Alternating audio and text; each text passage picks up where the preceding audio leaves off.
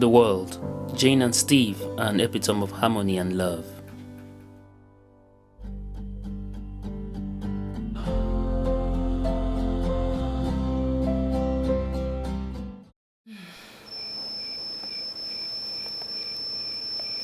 But behind the facade, there is a nexus of dissension. In the union, copulation became a compelled act between them. Even when it happened, as seldom as it did, Steve would leave the room hurriedly, almost like a getaway driver. This has been Jane's experience for quite a while, but she couldn't come up with a reason for his behavior. Baby!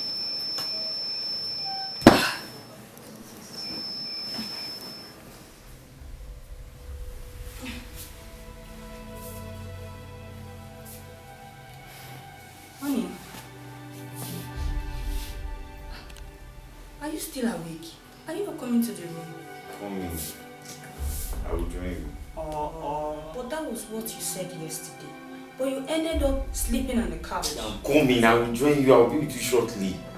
You will. I said I'm coming. I will be with you. The supposed infecundity of over 5 years had been a pressing issue, as her mother-in-law kept pressurizing her to give her son a child. Who is it?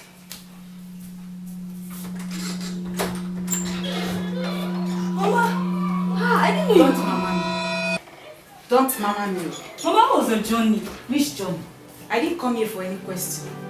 When will I carry my grandchild? Mama, you're just coming back home. I'm supposed to give you something like refreshing you up. Have you eaten yourself? Mama, I've eaten you. And your tummy is not big.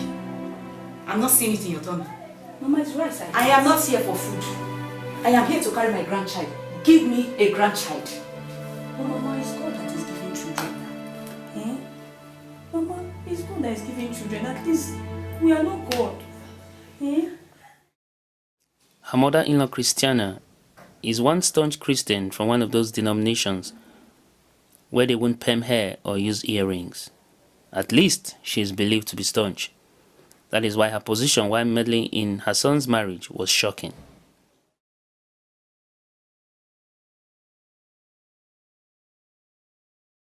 Jane, Mommy?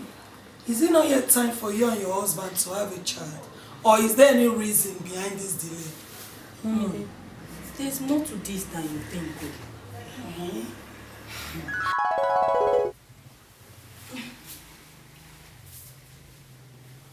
As Jane couldn't endure anymore, she was forced to open up to her own mother. She told her what she's been experiencing due to her husband's strange attitude. Coming. This led to the mother-in-law's meeting. But that was what you said yesterday. But you ended up sleeping on the couch. I'm coming. I will join you. I will be with you shortly. You mean something this serious has been happening and you didn't bother to tell anyone about it? Mommy, I thought it's going to change sooner. But it's quite the contrary. This is not something pretty at all. It's not funny. Is his mom aware of it? No, you're the only person that is aware of it now. You have to summon him. We will make his mom know. We will invite him over to come and tell us the reason behind his attitude. This is not funny at all. Mommy, you're right. I think that's what we should do at this moment. Think about it. Irritates me. Irritates? Yes, Mama. My son. What is it? Tell us about it. That's why we are here. Okay, let me just give you a demonstration. Steve shocked them with strange revelations. He complained of his wife being dirty and gave them practical demonstration. Take a look at this cutting board.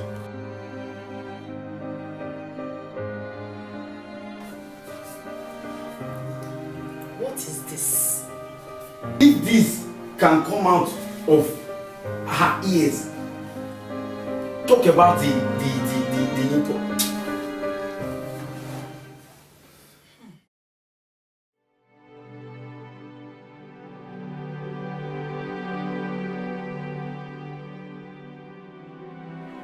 The meeting has come and gone, and nothing has changed much.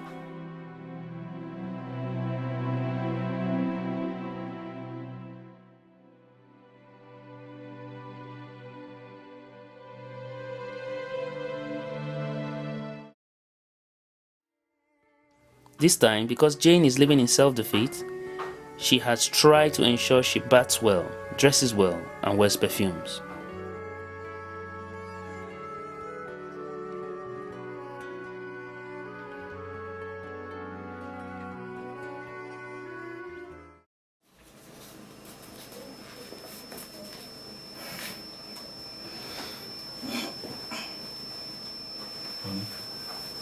But she is scared of opening up to the amorous advances from her husband.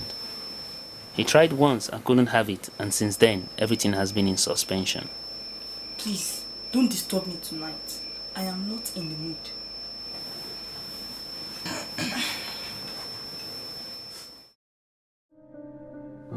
Jane still wonders why Steve had to embarrass her like he did, apart from the challenge of how to handle her fears.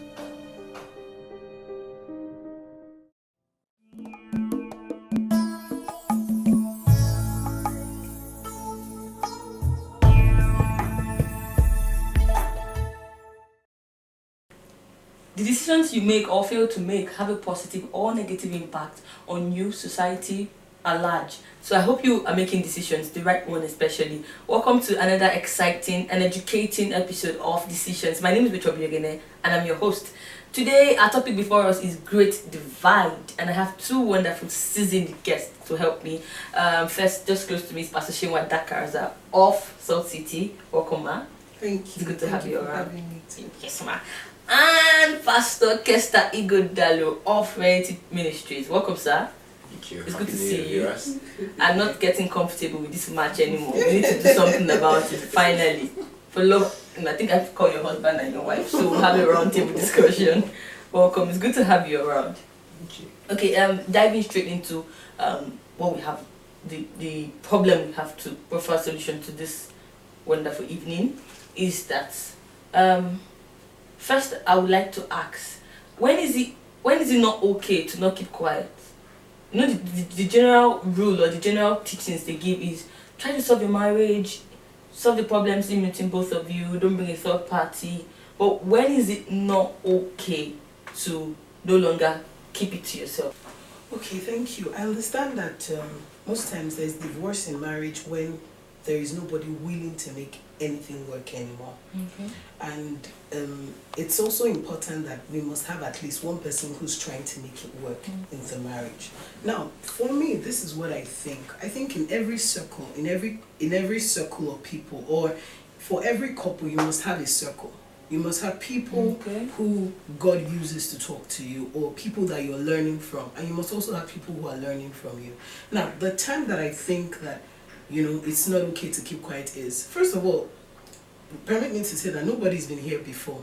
I mean, we have not been married before. It's not an experience thing. So the moment you see that there is something beyond your understanding, move out of your personal space. And by understanding, I mean you guys cannot agree to pray about it. You guys cannot agree to reach a resolve about an issue. Make sure you involve a trusted spiritual party in your circle. Trusted. Okay. Keyword. Okay, so that means there should be a circle. Yes. And then to reach out to someone in that circle. Exactly. Okay, Pastor Kester, is there anything you want to add to what Pastor said on when? Yes. Okay. Yes. Like she's rightly said, Okay. when you discover that the issue is beyond you, that it's beyond your knowledge, it's beyond your wisdom, beyond your understanding, then you should look for somebody that you both respect. Because sometimes I've had to counsel some couples that the issue was that the wife went to tell somebody that the husband fears shouldn't have known about their issue. So that became another issue. Another issue. Okay. Alright, let's go on. The issue of communication among couples, how should it be done? Not everybody are good communicators. I have an issue. I didn't know how to actually tell you I have an issue. On general levels, it could be about anything. So how should couples learn to talk to each other? Especially for those that like to hide under the canopy of I'm shy.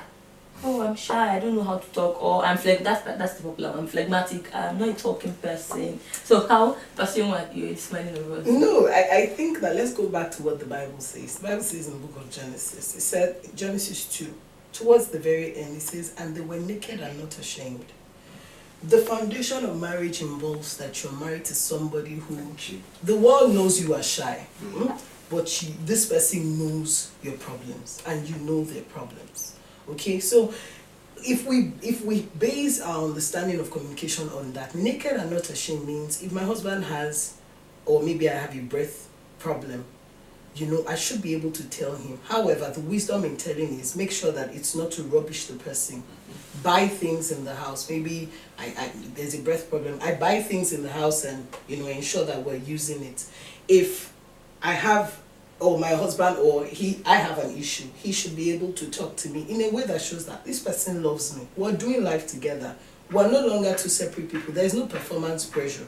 It means that my health is his health and his health is my health, or his well-being is my well-being. So communication with that in mind is very important. It means that there will be nothing you will be able to hide from the person you are doing life with. So, lastly, there's a scripture that says that husbands should make sure that they love their wives so that their prayers will not be hindered.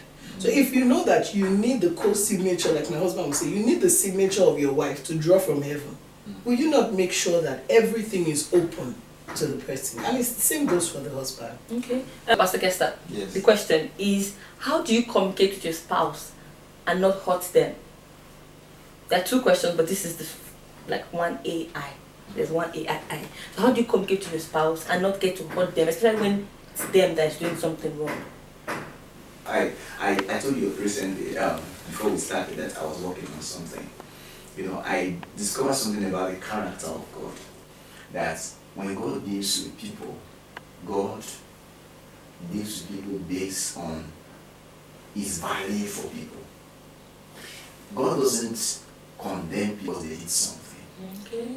What he does is he knows how to separate people from their errors, from their mistakes. Right? So God, that's one thing we should learn. That when there are issues, you should look at people, forget about, go beyond what they did or what they are doing. Look at the people, handle the people. To see people don't see the problem. Yes, what I'm trying to say is make sure that you don't, in the process of trying to resolve an issue, destroy the people. Okay. Right? What I also get from what Pastor is saying is make sure you're able to separate the people from the problem. Like maybe you have a wife that maybe is not maybe has an attitude, can't cook. Your wife is still lovely. She's still the beautiful person God has given you.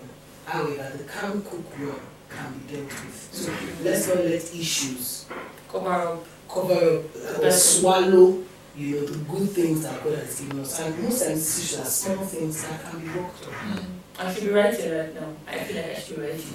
We will continue just after the break. Let's just go on a quick short break and we'll be right back. Please don't go anywhere.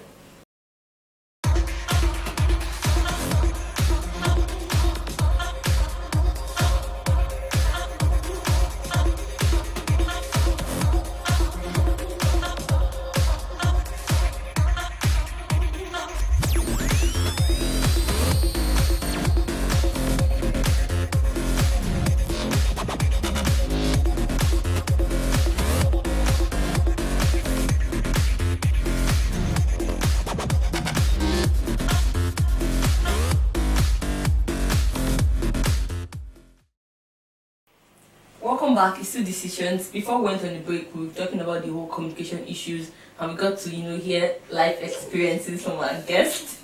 Okay.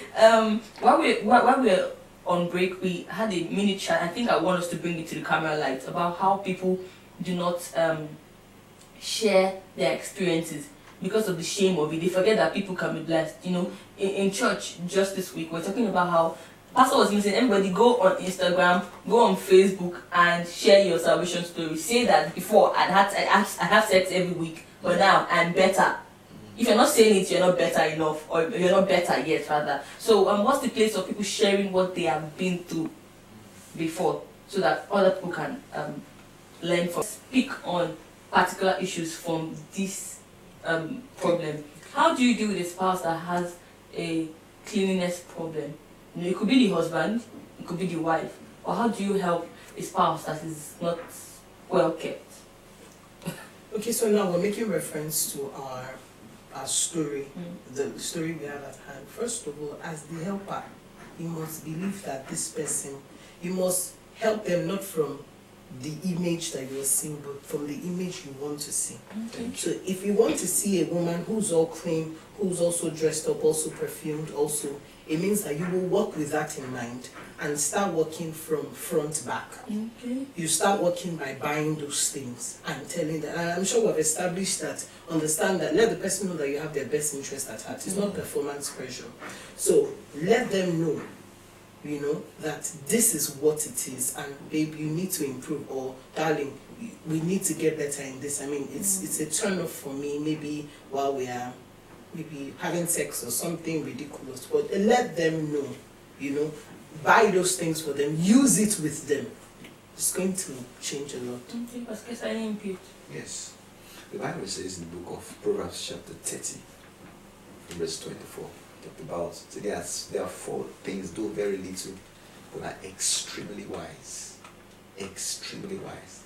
And God sends us to them to learn wisdom. Talked about the ant, talked about the cronies, the locust, and the spider. Now, talking about the cronies, he said, the cronies are a feeble folk, but they build their houses in the rock. They are feeble. And so the cronies are a kind of rats that has weak limbs. Their hind limbs are very weak, so they can't dig. So, because of that weakness, they rather go and look for already made rock where they can hide. And they have a weakness also, they can't run very fast. So because of all these weaknesses, they hide inside the rock. Now, that to me means we all have issues, weaknesses, areas in our lives where we need to be strengthened, areas in our life where we need God's help, areas in our life where we need somebody to talk to us about, to help us. Now, how do we manage those weaknesses? Now, one of the ways to do that is to act like the cronies, who, despite his weakness, he hides inside a rock that can protect. And that's what happens also in marriage. In marriage, you have your weaknesses. Your husband has his weaknesses. Like the clip we watched, the husband, I don't know, that man's a very funny man. I don't know how he has, how he had been handling the issue, but to come up before a family meeting and expose your wife like that, to me is something very, very, very, very, very unbecoming. Something very, very important. I don't like it at all. There are ways to handle issues. Now, you can see that the wife was even more hurting, even after that experience. So it didn't help. Caused another issue. Yes, because the lady is a woman that has emotions. She has feelings. Now, the things that she thought you as an husband should be able to help her manage as a strength, to strengthen her concerning, you have gone to expose her, make people know she's a dirty person. You are hurting her. Before the man has deeply hurt that woman, and she may not really, except God help her, she may not easily recover from that. And that will aggravate their already established marital issues. So in handling issues like this, love should come in. You should show love, show concern. Let your spouse, like she said, know that you have their interest at heart, that you are really desirous to see the change. And that change, that love should be exhibited by the things you do towards ameliorating the problem. Get the person some things that you know will help. No, I was also going to say that the glory of a transformation is when the transformed comes out to see it. For example, maybe somebody who used to be very dirty, but you are not the one who's telling their story to everybody else. Thank you. Well, after they get to a point where they're the ones who come out to say, I used to be this person. Yeah. But no. The clip we watch, I think there's something fundamentally wrong with the marriage, because After 5 years, you don't even tell your wife the problem. You go and tell your the mothers-in-law, that it's the problem. In fact, I begin to think there are more problems in the marriage because the reason why you will not want to copulate with your wife is because she's very dirty. And you are not copulating with your mother-in-laws, your mothers-in-law. You are copulating with this same wife. So that is taking that long, 5 years, to tell her there's a problem. Communication problem. Okay. So we've always dealt with how to deal with communication issues, how to deal with particularly dirty spouses. Now, I think what we'll wrap it up is, how do you forgive a spouse that has hurt you? You know, I think how you forgive someone that you're dating is quite different from how you forgive someone that you're married to, because the stakes are higher. You know, going from the fact that you won't even have peace if you're not forgiving it, and imagine staying with somebody you're not forgiving. Then the fact that you guys have to pray together and get blessings together, I just think the stakes are so much higher. So how do you forgive a spouse? Hey, for me, I think when you think about when I say the benefits outweigh the risk, I think you will go with the benefits. First, that you know that if you don't forgive this person, your prayers will not be answered. Now, I've said my sister yesterday or difference that forgiveness is an act of faith. Okay. You don't feel forgiving, but you go ahead and give the forgiveness. Oh. And when you have it at the back of your mind that I am married to this person, it means that we will still offend each other a lot more. You'll be ready to open your heart to a place where you're saying, look, I forgive, almost like you're forgiving in advance, because even you will be more miserable. For example, if my husband hurts me sometimes and we're about to, I realize very quickly that it's more damaging for me because he's probably moved on from there and he's doing other things and he probably doesn't even know he has hurt me, you know. So it's more damaging for me. So I'd rather we talked about it, which goes back to communication. I don't really like how we handle this issue, and I think it could have been better. You know, if I know that maybe he's riled up or maybe we can't have a face-to-face, I'll send a text or I'll send a WhatsApp message, and from there we'll start to communicate and then come to talk about it. How do you forgive your wife? Just like that. Because the Bible says I should love my wife. Okay. And the way to love her is to forgive her whenever she hurts me. Because I have made up my mind that the marriage must go on. So if I don't want to end the marriage, why should I continue in grudges? So we should start from the end. The end in being that the marriage cannot come to an end. Yes. And that's the end. From there we can walk back to say, okay, so how do we make sure this marriage doesn't come to an end? Yes. So if you have the mindset that this marriage must work no matter what, whatever it will take for it to work, you'll be ready to do it. No matter how hurting you feel, no matter how bad the situation is, you just have to move on. And for you to move on, you have to forgive. Okay. Because even after that incidences, there are still other incidences in the future. That will still happen, yeah? Yes, she'll still hurt you. And one important thing again that we should learn to do is learn to let go the past. One of the things that causes problem is when the couples keep going back to dig up issues that has already passed. That was how we did this that time. That was that. See, when you have moved on from that realm, from that level, see, let it go. Let the past go and stop talking about it. Whenever you talk about something that has happened before, you are reopening the wound. Fresh memories, yeah. Opening the wound, and that is bad for marriage. Okay. So let go of the past and look forward to the future. Like Paul said, forgetting the things that are behind and reaching forth with the things that are before. So I press toward the mark. Press toward the mark. Forget about whatever happened, how the hurts and the bad experiences and feelings of the past. Okay. That's how much we can take today, but I'd like to hear your final thoughts, your personal advices to people. She has something to say. Okay, no, not really. I mean, it's still part of my final thoughts. I think that we should also be careful to, to say that we are not going anywhere, so let's just forgive each other. I know a couple who says, I can't divorce her, and there's nothing I can do, and I want to make heaven. Look, that's already a bad marriage. Yes, that's already a bad marriage. So I think that before we put the marriage first, like the institution itself, we must also put the person first. Knowing that this person is a part of you. Understand that it came from here. It's almost like not forgiving yourself. Because we are the ones who make the marriage work. So let's not give everybody the front side. This people have been married 30 years, but it's been a miserable 30 years. Then, secondly, I was also going to say that it's very important that we are open to good counsel in marriage. For example, it was Moses' father-in-law that came to him and said, look, the way you are going, you kill yourself. Appoint 70 other people to do this work with you. So, good counsel in marriage, regardless of, you must be able to weigh vis-a-vis the word of God. Okay? Regardless of who is telling you this. Because we might not, I don't know, I just think that we should learn to take good counsel. Okay, Pastor, finally. Yeah, done for the day. Done for the day. Anyways, thank you very much for joining us. Do not forget that your life is a sum total of all the decisions you've made or have not made. So be careful next time you do not want to make a decision or next time you're making one at all. Thank you for joining us. Till we see you again next week.